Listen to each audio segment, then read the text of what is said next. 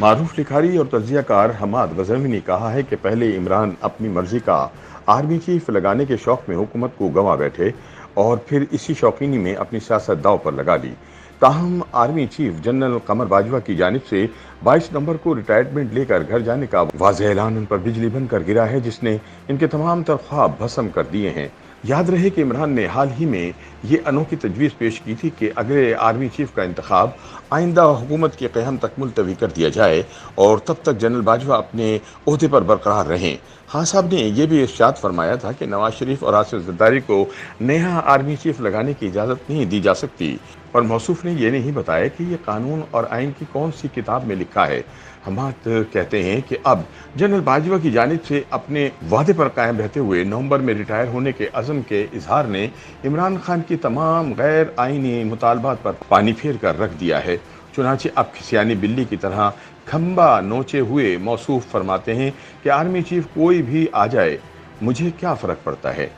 حماد غزنوی اپنے تازہ سیاسی تجزیے میں الطاف گوہر کی معروف کتاب ایوب خان کا حوالہ دیتے ہوئے، جس میں لکھا ہے کہ فروری 1959 میں انتخابات ہونے جا رہے تھے اور ایوب خان اپریل 1958 میں امریکہ کے دورے پر چلے گئے، جہاں انہوں نے امریکیوں کو قائل کر لیا کہ نئے الیکشن کے نتیجے میں ملک میں امریکہ مخالف حکومت قائم ہو جائے گی اور نتیجتاً امریکہ ایوبی مارشل لا کی حمایت پر آمادہ ہو گیا۔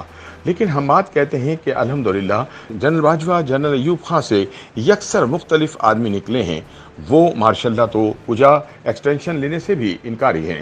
حماد غزنوی کہتے ہیں کہ آئین کے تحت پاکستان ایک پارلیمانی جمہوریت ہے، یعنی پارلیمنٹ ہمارا سب سے محترم اور طاقتور ادارہ ہے، جبکہ پچھلے 4 سال پارلیمنٹ کو ایک 18ویں گریڈ کا باوردی ISI کا کرنل چلاتا رہا، جس کو خان صاحب نے قومی اسمبلی سیکریٹریٹ میں باقاعدہ دفتر دے رکھا تھا۔ عمران خان خود بتا چکے ہیں کہ اگر انہیں قومی اسمبلی سے کوئی بل پاس کرانا ہوتا یا کسی ممبر کی حاضری یقینی بنانا ہوتی تو ایجنسی ہی ان کے لیے یہ ملی فریضہ انجام دیتی تھی۔ بس اسی ایک مثال سے پوری بات سمجھ آ جاتی ہے کہ یہ تھی آئین کے تقدس کی مختصر کہانی۔ خان صاحب کے جمہوری دور میں حماد کہتے ہیں کہ اب ایک نظر نئے آرمی چیف کے تقرری پر بھی ڈال لیجئے۔ بات ذرا پیچھے سے شروع کرنا چاہوں گا۔ ہر ملک میں آرمی چیف کی تقرری کا ایک طریقہ کار ہوتا ہے، اس کے علاوہ ایک پروٹوکول ہوتا ہے جس کے تحت ریاست کی سول اور ملٹری عہدیداران کی تقابلی حیثیت کا تعین کیا جاتا ہے۔ اسی پروٹوکول لسٹ کے تحت ان سول اور ملٹری عہدیداران کو حکومتی تقریبات میں نشستیں دی جاتی ہیں۔ پاکستان میں جب 1950 میں وزارت داخلہ نے پہلی پروٹوکول لسٹ جاری کی تو اس میں سپہ سالار کی کیٹیگری نمبر 15 تھی، لیکن 1970 میں سپہ سالار یعنی آرمی چیف کیٹیگری نمبر 6 تک چڑھ آیا اور آج بھی اس نمبر پر براجمان ہے۔ لیکن اس پروٹوکول کو کسی سویلین حکمران نے شاید ہی کبھی بدلنے کی کوشش کی ہو۔ ان کا کہنا ہے کہ آرمی چیف کا کیٹیگری نمبر 6 میں ہونے کا مطلب یہ ہے کہ ریاست پاکستان کے حفظ مراتب کے اعتبار سے چیف آف آرمی اسٹاف تقریباً 100 افراد کے بعد آتے ہیں، یعنی سرکاری مرتبے کی روح سے ان سے اوپر جو عہدیدار آتے ہیں ان میں تمام وفاقی وزراء، وزرائے مملکت، special assistants to prime minister, deputy chairman senate, deputy speaker قومی اسمبلی، تمام صوبائی گورنرز اور وزرائے اعلیٰ، حتیٰ کہ ایمبیسڈر ایٹ لارج بھی شامل ہیں۔ بے شک یہ نمائش سراب کی سی ہے۔ آئین پاکستان میں لکھا ہوا کچھ اور ہے اور ہو کچھ اور رہا ہے۔ دریا میں ہیں سراب کے دریا، سراب میں ہم خود کو دھوکہ دے کر خود کو چلاک سمجھ رہے ہیں۔ حماقت کی انتہا غالباً اسی کو کہا جائے گا۔ حماد غزنوی کہتے ہیں کہ سرکاری کاغذوں میں حفظ مراتب کے اعتبار سے تقریباً 100ویں نمبر کے ایک صاحب کی تعیناتی نے پورے ملک کو لگ بھگ پچھلے 1 سال سے گرداب میں لپیٹ رکھا ہے۔ ہر طرف یہی گفتگو ہو رہی ہے۔ عوام کو بھی پاک آرمی کی سینیورٹی لسٹ ازبر ہو چکی ہے۔ آدھے درجن جرنیلوں کے نام اور سینیورٹی تو خوانچہ فروشوں کو بھی یاد ہے۔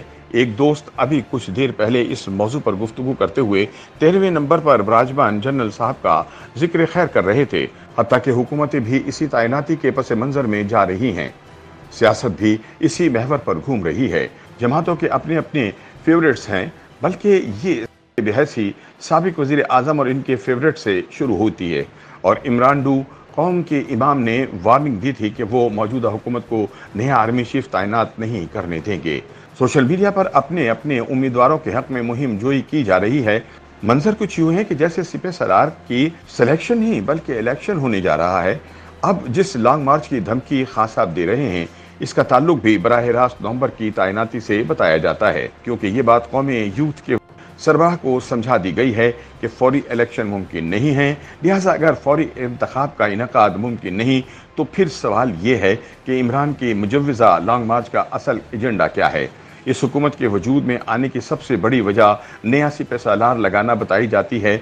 इमरान खान अपनी मर्जी का चीफ लगाने के शौक में अपनी हुकूमत गंवा बैठे और इसी शौकीनी में अब वो सियासत दाव पर लगाने के लिए तैयार नजर आते हैं। अब देखना यह है कि शौक का अगला नतीजा कब सामने आता है। YouTube पर गूगली न्यूज देखने के लिए youtube.com की सर्च बार में गूगली न्यूज टीवी टाइप करें। गूगली न्यूज के पेज पर सुर्ख रंग के सब्सक्रिप्शन वाले बटन पर क्लिक करना ना भूलिए। YouTube पेज पर अपलोड होने वाली वीडियोस से बाखबर रहने के लिए बेल आइकन पर क्लिक कीजिए। आपको हर नई वीडियो के बारे में नोटिफिकेशन मौसूल हो जाएगा।